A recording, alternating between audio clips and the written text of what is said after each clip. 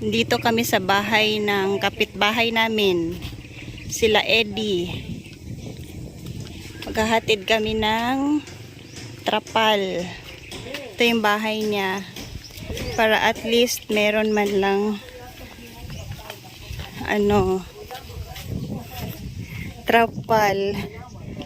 Ito yung bahay. Pero gamit na, pero why bustot? Oh, sige lang, sige. Merry Christmas! Ayan. Yan lang ang kuana mo. Available nga, trapal. Ang gusto na ko kani pagaman ra na ko ngana trap. Yan nga. Ani ra ko mag kadung agba. At least na ay bubong. Oh, at least nga dili ta mag. Asa man day katigtog? Anang atba nga nang igagaw na. ano diha? Oo, kini ani ay pakuha na ni ron kaani ko matuog kay wata nga nagtrapal ko. Kani siya pwede na siya. Kasya ba yan? Oo, dako, gamay ra na. Kani, naan naman kay trapal. Oo, isa nga na ngana. Ano pa? Ako diri sa una gay. Oo, na ko kulang gadto.